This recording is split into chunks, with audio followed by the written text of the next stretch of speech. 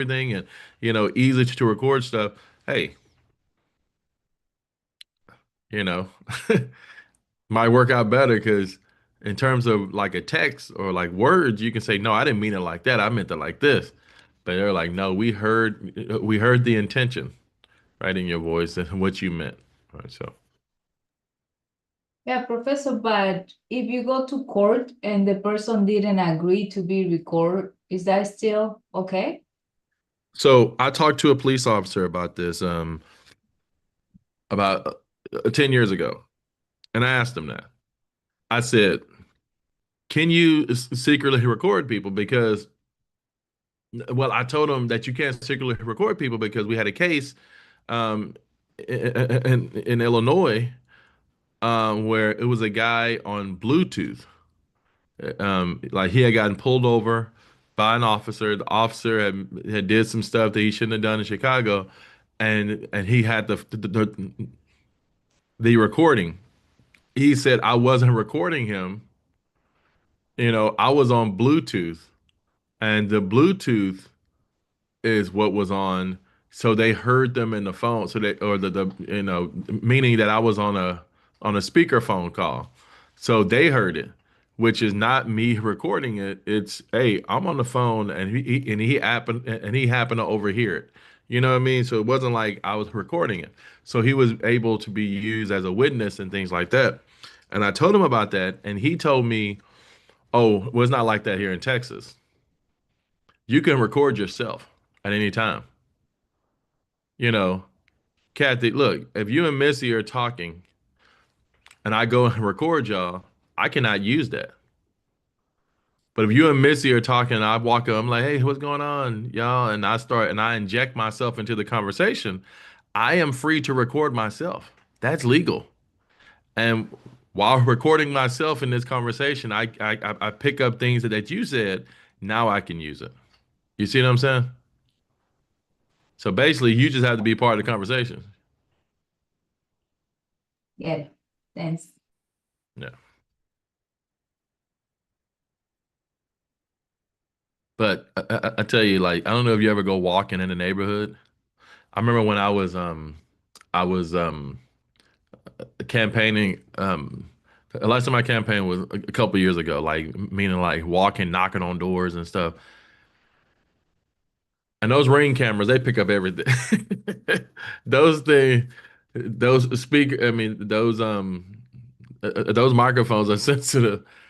They hear everything. You know what I mean? And you learn about it because people know that it's you coming up because they're like, I heard you talking to our neighbor or whatever. I'm like, it wasn't even close by you. Like, but you can pick up all kinds of things. So I don't, so I'm pretty sure that you are able to record outside of your home on your home camera.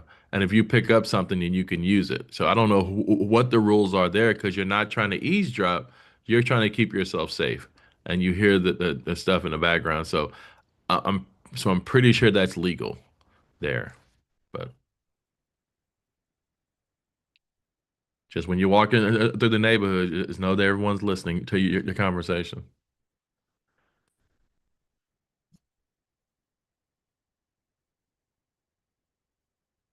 Tort laws. Tort. I'm sorry. Give me 1 second.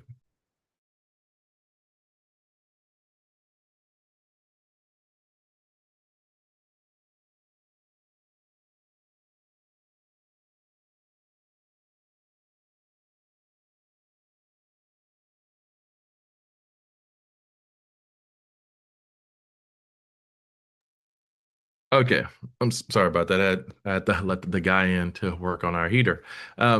So, um, tort reform, right? Let me tell you all about this here, right? So in terms of tort, right? This is something that a lot of conservatives talk about all the time, and and they talk about the unnecessary lawsuits. And when you hear the frivolous lawsuits, right? You hear this a lot, and I understand. I understand both sides. I understand one side more than the other, but I understand both sides. Like one side is basically, look, man, we can't even operate as a business without someone suing us. Like we have to get all this extra insurance and everything like this because people are just looking to get a lawsuit. And you see people in businesses, you see people trying to, seem to try to hurt themselves on purpose so that they can get paid and things like that. I've seen it. I don't know if you all have seen it. I've worked at restaurants, right, where I was, managing and stuff, and you have folks who will try to walk by, and I'm like, put the sign out there. You know, even now when you're mopping and you have like the mop bucket that's on rollers, it'll say wet floor on the side of that thing. So at least you always have a wet floor sign out at all time because people will try to, because I know that some people do slip and fall, but there are people who try to hurt themselves, it seems, on purpose so that they can get paid and they can get a payday, right? So it's one of those things there. So I get that. It's a frivolous lawsuit. It's unnecessary lawsuits to try to make money and stuff. And as a result, after paying that out, now the insurance goes up for the company or for, whoever. And now we have to raise the cost, the prices of things because we have to pay out a large suit and things like that. But in terms of what tort reform was all about and what was passed under um, the leadership at the time, right? Or throughout or over the years, I'm sorry. Now, if prisoners are being, handcuffed and choked or abused, then you can't sue. Or they're trying to say, no, you can't sue now, right? Um, Even these things that they call the frivolous lawsuits, right? We know one of the most famous stories, right? We get a young lady or an old lady, I'm sorry, which I have, to specify that because I think it made a difference, right? It was an older lady, right, who went to McDonald's, I guess, and got some coffee. You know the story. Like she gets coffee, like she drives through, she gets coffee. Now back in the day, like you couldn't go to McDonald's and say, "I'll take coffee with 3 cream and a sweet and low," right? They're gonna hand it all to you. You got to put it in on your own, right? So basically, from what we understand is that she gets the coffee, she goes to open it, right? Were you ever, gotten hot chocolate um at a gas station? Have you ever got hot chocolate or coffee at a gas station and you put the top on it and it's that it's those type of cups that kind of bend a little. You know what I'm talking about? You put the top on it and the cup bends and you're like, I'm gonna have to put two cups in this thing because it feels like it's about to break. It's about to burst open. You ever had those cups happen? They have these cheap cups at the gas station. Well, apparently at McDonald's they had these cups and it wasn't even that. So when she went to go open it, I guess to put the sugar and all that or sweet and low or whatever, it burst and it burned her between her leg and her skin started to melt and all this and she had to do skin grafts and all this and it was like 20 uh I forget how much it cost. I think it was like $20,000 that she had to pay out of pocket or something like that, or something like I forget what it was. Right. Anyway, it was a small amount of money compared to what happened. And she went to McDonald's like, I need y'all to help pay for this because this here. And they were like, it's coffee, lady. Coffee's hot. You got burned from something hot. You know coffee's hot. That's dumb. Like, no, what are you talking about? And she's like, nah, this was different. This is a different kind of burn because it did this here. So they did the investigating and they found out all kinds of things. They found that, look, I worked at Starbucks. I was a manager at Starbucks. And like when people ask for the coffee to be steamed or like a drink to be steamed to 180, I don't know if any of you have ever worked at a coffee shop. You have to put two cups because it might burst because it's so hot, right? And that coffee thing there at that McDonald's was making coffee hotter than it should be. And some of the employees even said, yeah, sometimes when we would fill up the coffee, it would burst, but we all knew how to move out of the way to make sure that we didn't get burned. How do you operate like that? You can't operate like that.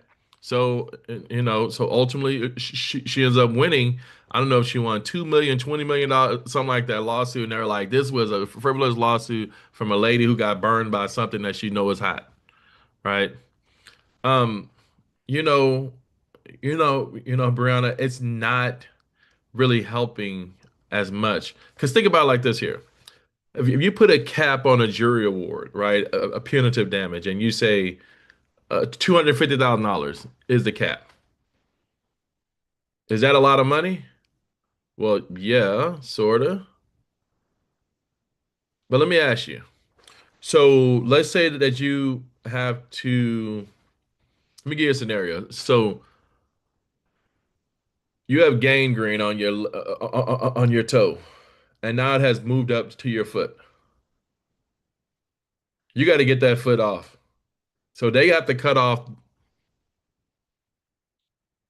your left leg. And you look, you know what? It's fine. I looked at, I've done some, I've talked to counselors. I'm ready for it. It's fine. I can give me another leg. It'll be fine. You go in there and they cut off the wrong leg. They cut off the wrong lower leg. So now you're missing the freaking lower right leg. And they were like, it was supposed to have been the other one. Well, the other one it still has to go. You tell how much is that leg worth? How much is that lower leg worth to you? Is it worth 250? Is it worth a million? Is it worth 80,000? We literally say things cost an arm and a leg because we know that right there is a priceless thing, right? It's very expensive and things like that. So my question is, putting a cap on that there, how does that help? And it's not about the money. It's about, hey, man, you need to pay attention to what you're doing when you're doing a surgery and things like that, which has led to reform in the system, right? So think about it like this here to your question. Taking money out of people's pockets or punishing people has fixed the system more than folks trying to stop people from getting some sort of compensation. Taking money from them has caused them to do more and to do better work and to take their time, right? And do things the right way more than trying to stop us from going to sue these people after these people have maimed us or something like that, right? I mean, think about it. Now, now when you go in, right, to get you to get a leg, a leg or arm, or any sort of limb amputated. They go in and they have a marker. They have like a permanent marker and they write on it and they write this and they write that and they say, okay, so uh, so a doctor sign off on that limb and you sign off as well. Now that's the day before. So you come back the very next day. A doctor checks it and you check it. All right, let's take you into the surgery room. And they put you under. The doctor checks it, and the nurses check it to make sure. He signed it. He signed it. We've checked it 6 times. It's time to go. You see what I'm saying? So, you, you know,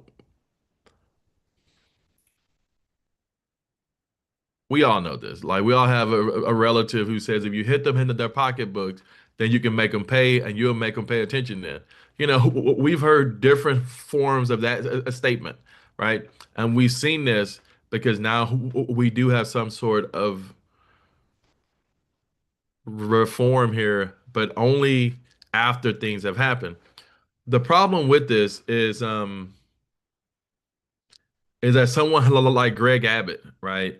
He's not a good guy. I'm sorry. I've always looked at Greg Abbott as he was Attorney General. I thought he was the freaking amazing, the best hands down Attorney General ever, right? That's what I thought, right? But when a tree falls on you and you get a lawsuit and you sue these people for millions of dollars, he deserved that money. The company should have done better. The tree shouldn't have fallen on Greg Abbott. That's not cool, man. He should have sued them. But then he goes out and pushes for a bill to be passed to prevent people from suing tree companies if a tree falls on them. So you understand what I'm saying, right? All of this here, Brianna, John, right, comes back to what I told you all before, right? It's it gives the impression that the people are being used so that members of Congress they can get a job later. They're passing laws, right? We talked about how long should you have to wait to become a lobbyist after leaving Congress, right? And it seemed like these members of Congress are passing laws to help out companies so the companies don't have to pay out millions of dollars. And now after passing a law to help the company, now you can hire me as a lobbyist because look at how much money I've saved you. It's all about building a resume. I don't know if these people truly believe this. And I say this because Greg Abbott sued the company for millions of dollars, which is why he's where he is now. So you can't believe this. You can't believe that you shouldn't be able to sue a company after you have sued a company. That's all I'm saying. All right. And you got people pushing to do this. So, John, what do you mean used as a deterrent? Oh, you mean to make sure that you take care of things right? Yeah, the thing is, like a lot of doctors were coming in drunk and they were hung over and stuff, so they didn't know what was going on. And it's crazy because I I didn't realize this, Kathy. I think aren't you going into like nursing? But so there are people going into nursing who are going to find out what I found out that it's not just in the police, in the police department. They cover for each other in the medical field, and you see people doing stuff, and folks feel like you can't say anything about it because the doctor is not going to lose his job. Because you're hurting the hospital.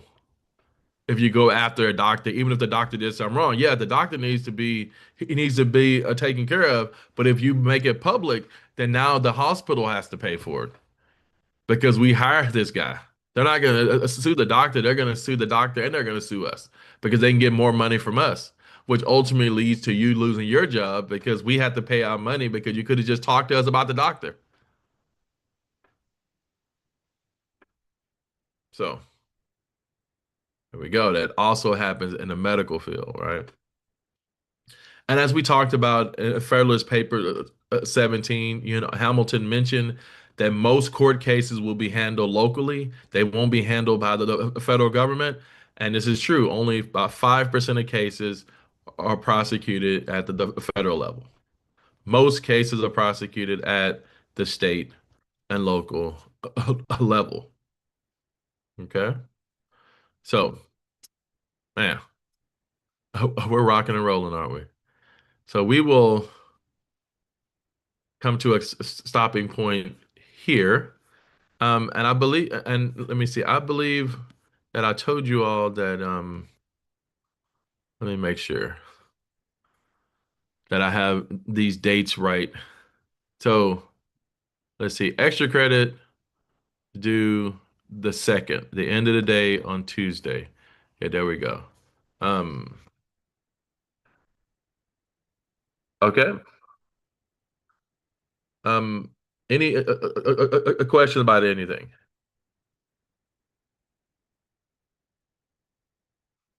All right. Well, Well, I do have a oh, question, yeah, there we go. but I don't know if you can talk about it. It's about the revisions, um, the extra credit. Can I ask about that or no? Or I just make it up, like what I have to write? You said it's about what? I'm sorry.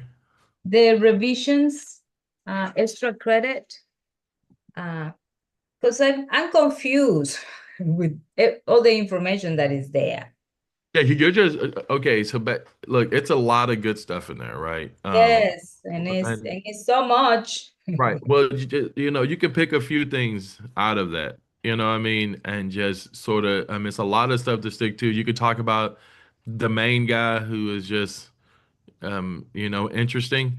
You can talk about the people who fought to try to stop him. They tried to stop it. Okay, You can just point out whichever way, however that you want to take it. okay, So, okay. That's yeah. I'm gonna make it more simple. I'm gonna simplify it. That's okay then. And the exam is it's like I guess that's coming up like late. That's coming up in a couple of weeks or so. So we have some. Well, I don't know how long that we have left here before the exam, but it's coming up in a few weeks or so, or a couple of weeks or so. So we should be out of here and on the 9th. So is that next week? Oh, that's next week. Dang, that was quick. Well, okay. Looks like we'll be at a Congress. So we'll be moving to Congress next class. We'll finish up some of these. We'll move to Congress, then finish up, and then our exam will be um, on the 9th, I believe is what I have on there. Yeah. So, all right. can we have it on the 11th? We can have it on the 11th. Yes. And we can have yeah, that's fine. Awesome. Thanks. It's all good. All right, then. Thank y'all very much.